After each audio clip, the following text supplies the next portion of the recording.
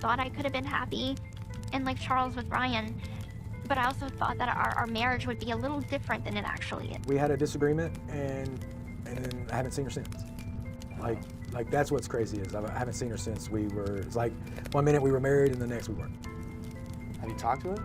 Yeah, we communicate. I need to tell you something. He's half asleep. I said, I miss Ken. He was like, you need to let that go. You need to let him go. You are married. And you have found love again with someone from your past. Is tonight date night? No, unfortunately, tonight's not date night. Okay. He lives in Dallas, and I live in Louisiana, so. How are you making it work when you live in two different states? What's the secret to keeping that flame alive? He's actually going to be moving to Louisiana to be closer to me, so. That being said, guys, it's very difficult for me to stay respectful, okay? I'm getting to the point where I'm about to not be respectful.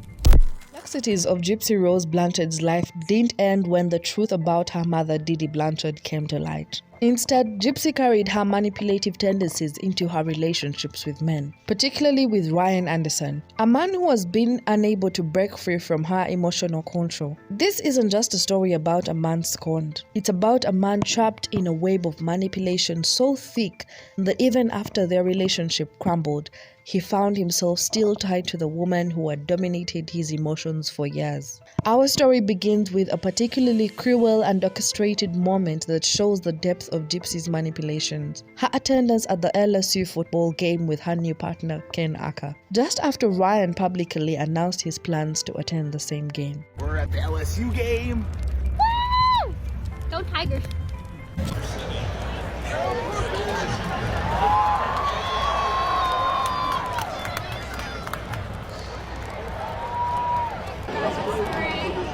Ryan Anderson, trying to piece his life back together after his emotionally draining relationship with Gypsy, found solace in sports. A dedicated fan, Ryan made a point of sharing his excitement about attending an LSU football game. It was supposed to be a way for him to focus on something positive, something normal in a life that had been anything but since his entanglement with Gypsy Rose Blanchard. Anyway, guys, y'all have a great weekend. I'm going to LSU and UCLA tomorrow night.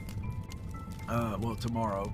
It's going to be hot, but I'm looking forward to it. Go Tigers. I am missing my Tiger growl and my Go Tigers, but that's an inside thing. But anyway, guys, I hope y'all have a great weekend, and y'all take it easy. But as always, Gypsy had her own plans. Just days after Ryan mentioned his excitement about attending the game, Gypsy was seen attending the same event with her new partner, Ken Urker. They weren't just passive attendees. Gypsy and Ken made sure to don matching LSU gear, posing for pictures that would undoubtedly reach Ken's eyes. To understand why Gypsy's actions at the LSU game were so significant, it's important to look at her established pattern of manipulation. Long before she met Ryan, Gypsy had perfected the art of controlling those closest to her. You are such a fascinating public figure to a lot of people. I imagine you feel there are still a lot of misconceptions about you? Oh yeah, there's many misconceptions about me. Okay, what would you say is the biggest one, and set the record straight?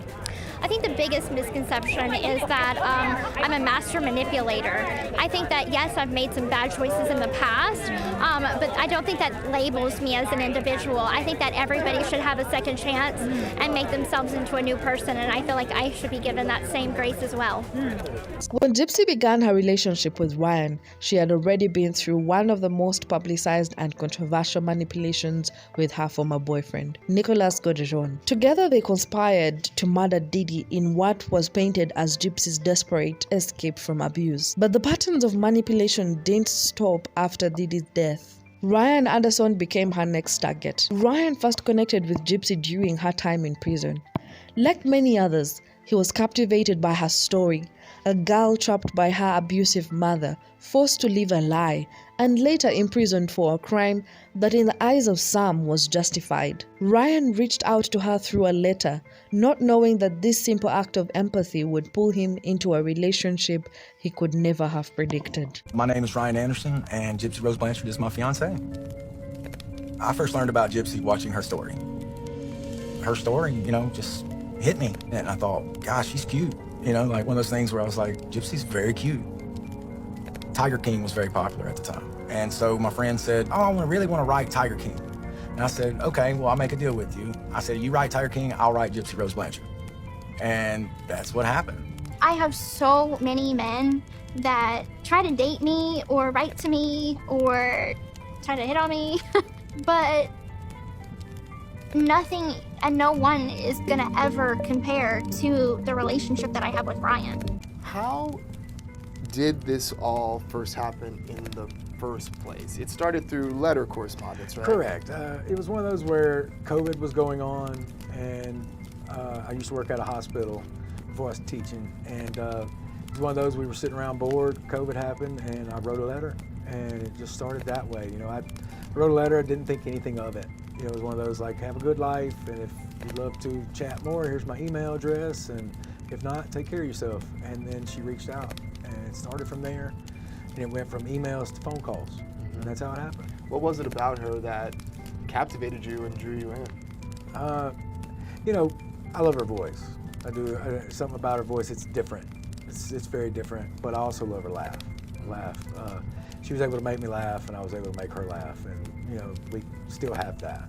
For Gypsy, Ryan was another person she could control. The early days of their relationship were filled with affection and excitement. They built a connection over emails and phone calls. But underneath it all, Gypsy was setting the stage for more manipulation. When Ryan eventually visited her in prison, their relationship took a more serious turn, one that Ryan would later regret. They married while Gypsy was still incarcerated, a decision that would later haunt Ryan as the full extent of her control over him became apparent. Gypsy and Ryan's marriage, which began during her prison sentence, was a decision that Ryan didn't fully think through. Like many of Gypsy's victims, he was pulled in by her ability to manipulate emotions. She made him feel like they could build a life together, that they were meant for each other. But in reality, Gypsy's true intentions were far more self-serving. Ryan described their marriage as a blur, one that quickly shifted from hope and excitement to tension and emotional turmoil. Some days are harder than others. You know, it's been hard. Like, I gotta realize I really love Gypsy. Like, my intentions were pure. My heart was pure. I was in it for the right reasons. Me and Gypsy, the love we have for each other hasn't changed. You know, it's just a lot of things have taken place, but love was never our issue. So then what happened? And just a lot of stuff. Yeah, I'm still in processing. I'm still reflecting and trying to piece things together. Because I mean, it just happened 2 months ago, and a lot has happened in that 2 months. So it's one of those where I'm just trying to pinpoint it. There's really no one answer, really. Did you all sit down and have that really excruciating, tough conversation? Yes and no. Yes and no. Like, we had a disagreement, and then I haven't seen her since. Like that's what's crazy is I haven't seen her since it's like 1 minute we were married and the next we weren't. Have you talked to her? Yeah, we communicate. After Gypsy was released from prison, it didn't take long for the cracks in their relationship to show. Ryan struggled to meet Gypsy's expectations, and Gypsy, always looking for control, began to pull away. Gypsy's manipulations became even clearer when she reconnected with Ken Urker. Ken, who had been her former fiancé before she met Ryan, quickly became a central figure in her life again. Gypsy didn't waste any time. While still legally married to Ryan, she began a relationship with Ken behind his back. When Ryan eventually confronted her about the relationship, Gypsy didn't deny it. Instead, she justified her actions, making Ryan feel as though he had somehow failed her. I need to tell you something. He said, I'm asleep. I said, I miss Ken. He was like, you need to let that go. You need to let him go. You are married. If he would have said, wait for me. Yeah, what happened? You didn't really know that she was continuing correspondence Correct. with Ken. You were not aware of that. Not at the time, no. When did you find out? After she left. Did she tell you? Yes and no. What does that mean? I mean, like, after I was confronted, I confronted her about it, and she told me the truth. Yeah. So someone else told you? You know, I saw them got together. That, you know, like I saw a picture and all that. Yeah. And a lot happened. A lot happened. It was during this time that Gypsy's control over Ryan became most evident. Despite knowing that she had betrayed him, Ryan struggled to break free. He was emotionally invested in her, And despite the mounting evidence of her manipulation, he couldn't walk away. Ryan later admitted that he was blindsided by how Gypsy quickly moved on with Ken, leaving him feeling humiliated and discarded. For Ryan, the moment that truly broke him was when he saw the matching tattoos Gypsy and Ken had gotten together. These tattoos weren't just a display of affection by Gypsy and her new partner. They were a clear signal to Ryan that he was no longer a part of her life. The tattoos symbolized permanence, something that couldn't be erased, just like the emotional scars Gypsy had left on Ryan. Ryan couldn't believe the woman he had married could so easily move on and flaunt her new relationship.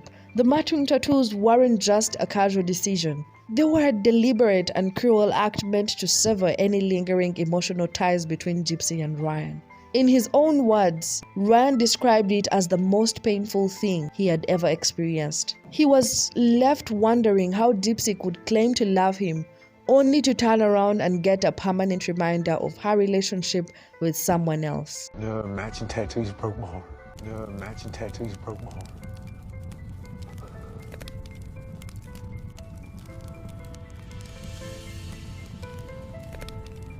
It's like, did I mean anything? Did I mean anything?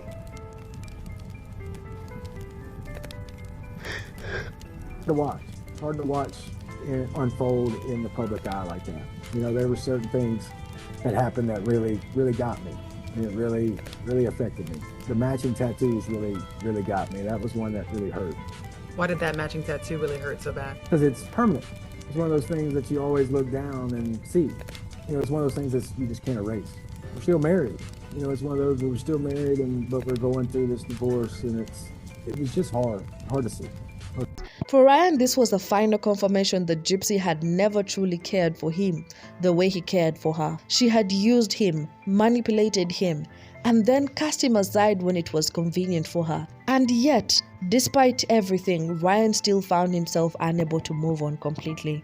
Even after their official separation, Ryan continued to struggle with the emotional aftermath of his relationship with Gypsy. She remained a constant presence in his life, reaching out to him through messages and phone calls. Even after she had moved on with Ken, Gypsy's ability to maintain control over Ryan was astounding. She had moved on, but she refused to let him do the same. Ryan described feeling trapped, as though he couldn't escape Gypsy's grasp. Despite being hurt by her actions, he still cared for her on some level. Gypsy knew this, and she used it to her advantage. In one of his live videos, Ryan admitted that Gypsy had called him several times, claiming she missed him and reminiscing about their past. These mixed signals made it impossible for Ryan to fully let go. Move on? Yeah, I am.